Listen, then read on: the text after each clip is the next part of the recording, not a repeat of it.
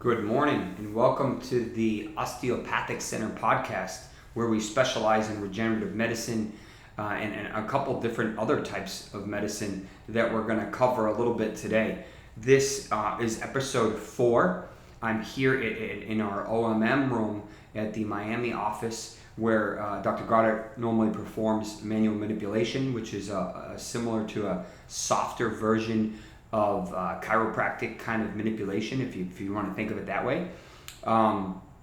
As far as what we've discussed already, the first podcast kind of covered overall the generalizations of what we do here.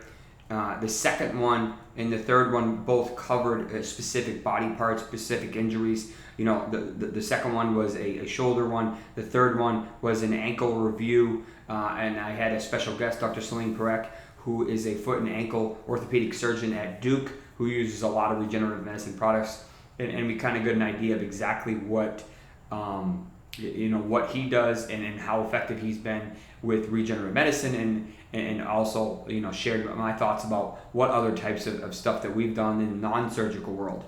So if you haven't checked those out yet, please do. Today we're going to talk about knee injuries. Very, very common issue, and I'm going to kind of break it down by different body injuries within the knee. So we'll start off with quad tendon, which is the tendon that attaches from the quadriceps muscle to the top of the kneecap. Then we'll move on to the patellar tendon, which attaches from the kneecap down to the lower leg. Then we will cover what we call the MCL, which is the ligament that runs north to south on the inside of the knee. LCL is not very common. That's the opposing side, so we won't really cover that today. Meniscal tears and meniscus, we will cover that briefly. Very common and an important injury. And then ACL and PCL injuries, as well as what we call the IT band. So each section we'll talk kind of a combination of what you do traditionally, medicine-wise and treatment-wise, and then what you would expect in the regenerative medicine world. So let's get started. So the knee injuries are very common, something we see pretty much on an everyday basis here, regardless if you're a weekend warrior or if you're a professional athlete, or if you're just a regular person just trying to get around, whether it's a ligament sprain, whether it's a meniscal tear, whether it is because you were running or playing too much sports, or maybe you slipped and fell and landed hard on it, or you just have arthritis in your knee. So the knee is very common and very frustrating injury because it limits your ability to really do much. Getting in and out of bed can be challenging. Grabbing something from a shelf can be challenging. Getting in and out of your car. All of these things are very frustrating when you have a knee injury because you have to focus on it. You may not want to do your activities or exercises because you're saying, all right, well, this hurts. I don't want to make it worse, and I don't want to feel pain. So a lot of people struggle to get back to normal if they have a knee injury. So let's talk about a little bit of a couple different types, and then we can talk about how to fix, how these are fixed. So the quadriceps tendon is the quad muscle or thigh muscle comes together and forms a very thick tendon that attaches to the kneecap. So what you have to understand and easy to think of is the kneecap essentially slides in a groove going up and down every time we walk or run or whatever. The quadriceps tendon pulls that kneecap up, and the patellar tendon, which is on the bottom part of the knee, pulls the tendon down, and they essentially play tug of war. Well, what can happen is you can tear or partially tear that quadriceps tendon that attaches from the quadricep muscle, turns into a tendon, and then attaches to the bone. This is much more common of an injury in sports. Even 20 and 30-year-olds can get this injury.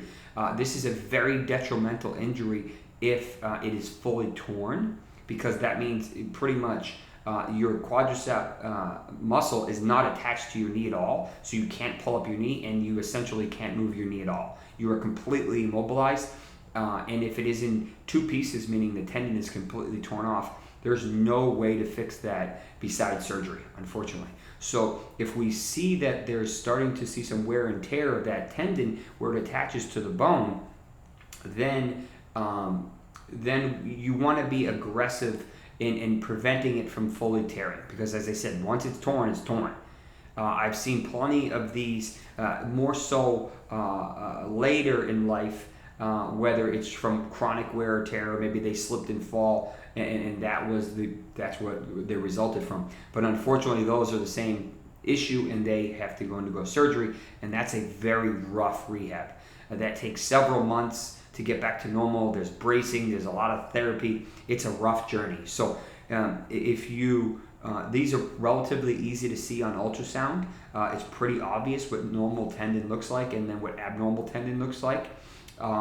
And then you can use an MRI, that's fine. MRI will also give you very good clarity. Sometimes it can struggle to differentiate unless it's a really high quality MRI, and the radiologist reading it needs to be really good at what they do as well. But for regenerative medicine, you really going to want to use a higher level product for these because of the importance of this tendon and really depending on the severity of the tear. You can do prolotherapy, a little sugar water, but if it's anything more than a mild injury, you're probably not going to really make much of a difference. PRP will work depending on how bad the injury is and how often you do it. If you want something to be one and done and not have to really worry about hitting it multiple times, then you're starting to look at either bone marrow aspirate from either the fat cells or from the bone, or you're looking at amniotic tissue allografting, and then you can consider exosomes as well. Those are going to be what you're really going to need to get this to not only calm down, but really reattach and readhere and provide some quality strength so that you're not worried about that tendon fully tearing. This is not a super common injury, thankfully, because it's very detrimental. Now let's go to the other part of the kneecap and the patellar tendon. So the patellar tendon is very, very common. This is classically a runner's knee. You will feel it underneath your kneecap. Right after the bone ends, you will feel tenderness. It can be on the inside of your knee or more in the middle or even a little bit towards the outside. A lot of us will have a bony kind of protrudence where that tendon attaches to the lower leg bone. And that is very common. That's where the body essentially, it was slowly pulling away and the body just kept adding more calcium, and eventually that calcium solidifies and now you have this extra bump. I have one. It doesn't bother me, but it's because I was relatively active as a young kid, and that's the result it played out. Now this patellar tendon injury, whether it's acute tendinitis that just happened, whether it's chronic wear or tear in the form of tendinopathy, or it's a full thickness tear or partial thickness tear. So think of it as a piece of paper, and that piece of paper should be completely attached to the bone on the lower half and attached to the kneecap on the bottom part of the kneecap on the top part. So traditionally these tear where it attaches to the kneecap, and if it is tearing, that is going to cause some significant issues, and it can be very painful. I did one of these last week that had pretty much a partial thickness tear of that patellar tendon on both sides. So even simple walking, hiking, yoga was very uncomfortable because of the amount of pulling and tugging that the tendon was required to do, and the tendon still has to translate the same amount of force, but now it only has 70% of a tendon, 60% of a tendon, or whatever, however much that person is dealing with. Again, you can see this really well on ultrasound. Sometimes MRIs will miss this because the tears or micro tears are so small. Another thing you'll see a lot often is when the tendon tears off of the bone or partially tears, the body tries to fix it, and you will start to see what we call bony remodeling. So you'll see some of the bone. It would normally be a flat bone, and now all of a sudden you'll see this little bit of ridges and humps, and that's because the body has tried to reattach any damaged tendon, and it creates almost like stucco. It just throws another piece of calcium or bone on top of the already layered bone, and it's not perfectly smooth. So it's almost like filling in a pothole on the road. It's not perfectly flat with the rest of the road because it happened after the fact. That's exactly what happens in the body, and you can see this in ultrasound really, really obvious, and that means that tendon has been injured at least once or twice because the body's tried to fix it. Very similar to the quad tendon, very similar protocols to treat this. Excuse me. This usually responds relatively okay to bracing, at least early onset, where you can use a brace to decrease the amount of tension that's being put on the tendon. Unfortunately, it doesn't work unless you wear it. You can do physical therapy, and this is very effective for this. But if the tendon is really beat up and torn, the therapy is just unfortunately not going to be enough. You can do surgery on this, but usually the surgeons wait until that thing is pretty much fully torn, because then they have to decide, well, do I tear it more and then suture it back to the bone? Like, it becomes a tricky situation. So we have the luxury in regenerative medicine to be able to literally hit that spot where that tendon is not healthy and is starting to peel away from that bone, and you can aggravate it with the needle tip and then deposit those growth factors, those stem cells or whatever you're using to help reattach the tissue and strengthen it, decrease the amount of scar tissue, which is weaker and doesn't have the same flexibility as normal tendon, and then hopefully get you back to 100%. It's not quickly, but depending on which product you use, you will start to see significant progress either over the course of a couple weeks or a couple months. The higher level, the ones with the higher stem cell concentration, MSC concentration, will be heal quicker. Bone marrow and PRP do cause a lot of inflammation and pain, so they're going to take at least a couple weeks, sometimes a couple months before they start to finally calm down. But the progress and what it does is very impressive. So let's move over to MCL. So MCL is the ligament that runs north to south on the inside of the knee. This is by far the most commonly injured ligament in the knee. Everybody hears about the ACL, and that's a really bad injury, but it's not super common, thankfully. The MCL is very common, and if you ever have any tenderness just above the joint line or just below the joint line on the inside of the knee, there's a good chance it's the MCL. The MCL traditionally buckles whenever we have any force placed on the outside of our knee, because that's the goal of the MCL, is to prevent collapsing inward. Well, this is very common in NFL football, or football in general, because players often get tackled on the outside of their knee, and that ligament, his goal is to prevent the knee from collapsing and protect the ACL indirectly. But unfortunately, if the force is stronger than the strength of the ligament, you're going to tear it. These traditionally are either grade 1 or grade 2. Grade 1 is a mild sprain, grade 2 is a partial thickness tear, grade 3 can happen, that's a full thickness tear, and not super common, thankfully, and those pretty much always require surgery. If the tendon is starting to peel away from where it's attached to the bone, that can cause some issues and some tenderness, and therapy is very effective for this, and bracing can be very effective.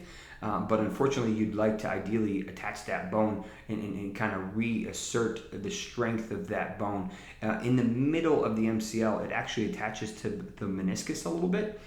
So if you tear the MCL bad enough, you can pull a piece of that meniscus off, which causes another set of issues. So this is another ligament that we have a tendency to really affect and see often. This is another one that looks really awesome under ultrasound, and you can actually do something called a stress test, where you stress the patient's knee, and you can measure that with an ultrasound, and you can say, all right, how much is the tendon, how thick is the gap between the joint before stress, and then you can compare it to after stress, and that tells you how weak the MCL ligament is, and you can do the same for the other knee and compare it, or you can do the same for the LCL, which doesn't usually flex as much. And that gives you an idea of how severe how lax that tendon, ligament is. Again, the same products we would use. You can get away with some of the lighter stuff if it's mild. If it's more moderate, or you're expected to really going to be pushing this knee, you might want to be a little bit more aggressive. The meniscus is a very common and very frustrating injury. This is usually a sharp stabbing pain.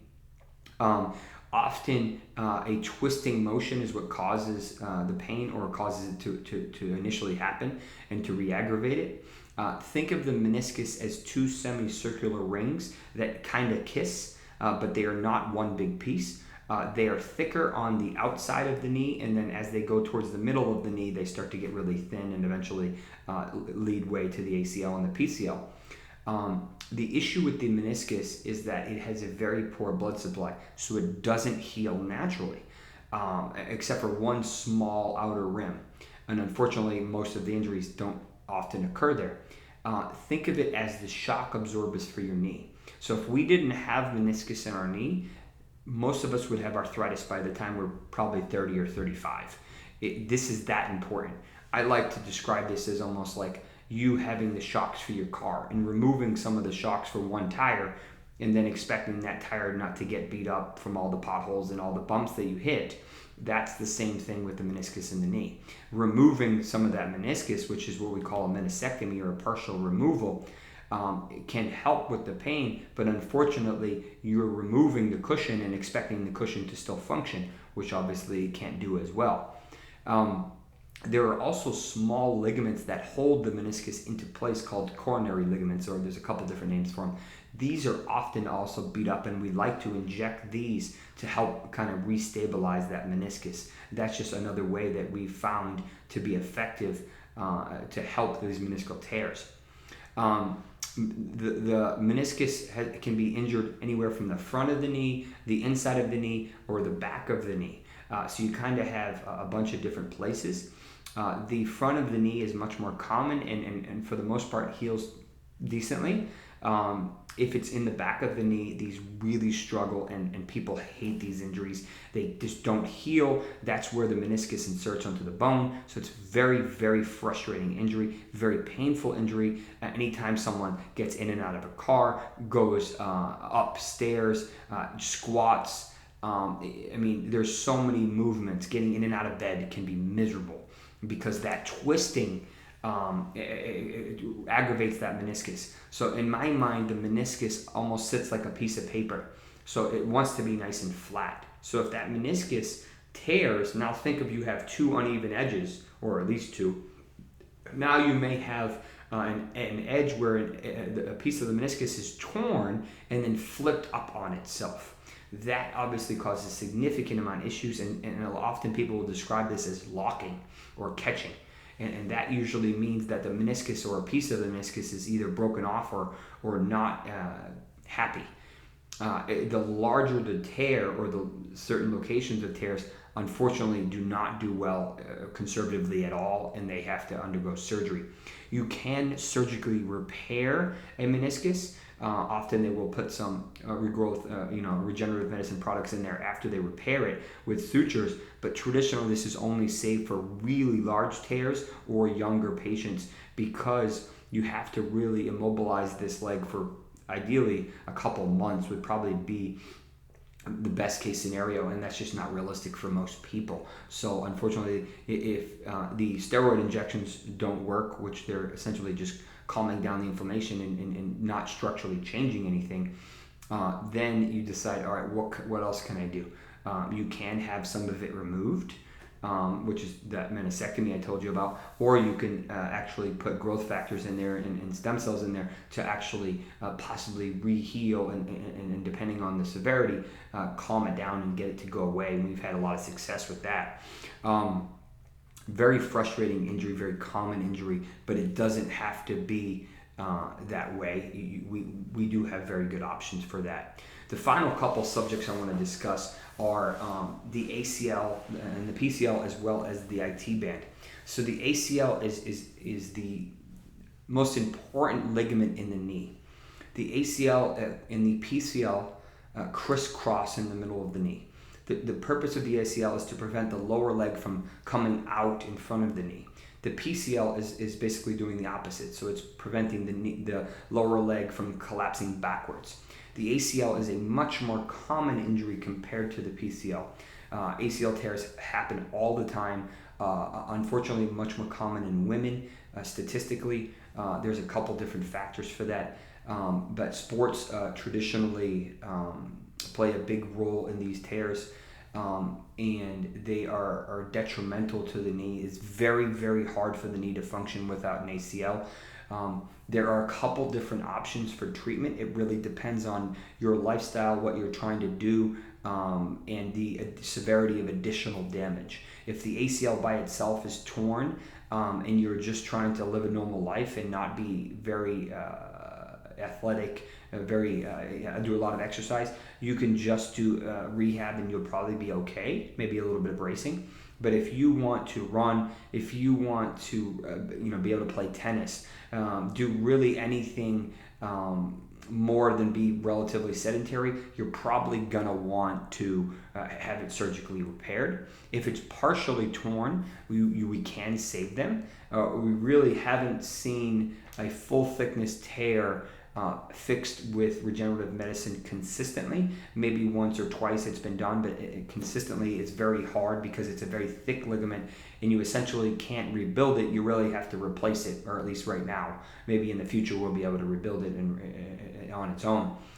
Traditionally, the surgery is very challenging. The rehab is very excruciating. A return to play is anywhere from 9 to 12 months, a very long journey. And unfortunately, there's a mental factor in it as well, that players sometimes don't feel confident in that ACL, the new one, for at least another year, sometimes two. So it's a very detrimental injury, and it can really derail a lot of people's lives and careers and sports careers and so on and so forth.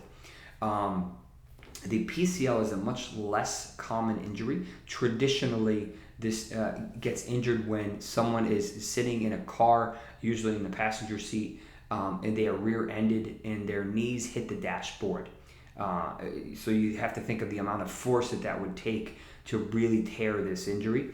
You can also do it by kind of running and landing directly on your knees, and that can also damage the PCL enough to make it loose and unstable.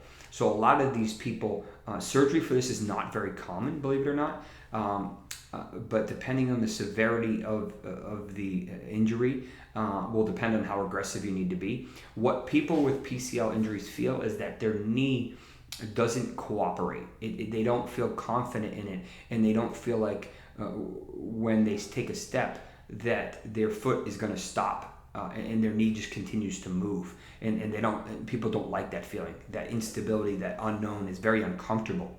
So PCL injuries can be very detrimental, very frustrating. Rehab and physical therapy is very effective for these, and we've had some really good luck with injecting these specifically at the base or near the actual thick tendon itself.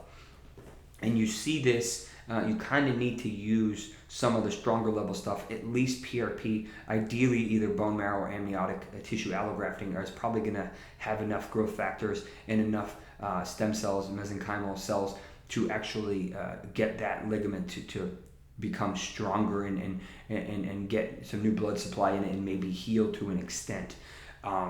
We've had players that had multiple injections in the knee of regenerative medicine and go back to playing NFL football and are very effective. So it's not a death wish for a PCL, but it definitely requires some attention. The final injury we'll talk about is what we call the IT band, or the iliotibial band. This is a little bit not commonly associated with the knee, but it is in our minds, and when I explain to you what it is, it makes sense. So the IT band, or iliotibial band, runs up the side of your leg from your hip to your knee. It is a very thick fascial band, and it for some people, if they run their fingers up the side of their leg, they will have tenderness, and that usually is the IT band. As the hamstrings get tighter, the IT band gets tighter because they play off of each other. The IT band attaches to the outside of the knee, and as a result, it has a tendency to be very tender if the IT band is really tight. So think of it almost as an elastic band. If that elastic band is really, really constantly under tension, the attachment point is constantly being stressed, and it doesn't like that. So it wants to be kind of relaxed to an extent. And at that point, you can finally get some relief. So you can inject these at the attachment point. You can break up some of the scar tissue along the IT band with a needle. You can roll these out, foam roll these out can be very effective. Physical therapy can also be very effective. Addressing some of the other parts of the leg and knee that may be causing some unnecessary stress on that IT band. But this is a little bit of a quirky knee injury that we do see often, but most people don't associate it with the knee per se. So that just gives you an idea of some of the knee injuries that can be treated with regenerative medicine that we do treat here at the Osteopathic Center, regardless of which location we're at. And to give you an idea of a little bit about different types of injuries, the severity of them, and how to approach them versus from a traditional orthopedic perspective versus a regenerative medicine, non-traditional or sports medicine or orthopedic perspective. If you like the video or the audio podcast, do me a favor and leave us a review. If you're on YouTube or one of the video subscribing networks, please give us a thumbs up so that other people can share and see this video, and check out some of our other podcast episodes. We will be recording one each week. We have a lot of stuff to talk about, a lot of teaching to do, and we love talking about this stuff. Just to give you an idea of the future of medicine, what we have available, just in case you're not aware of it. Thanks for tuning in. We'll see you soon.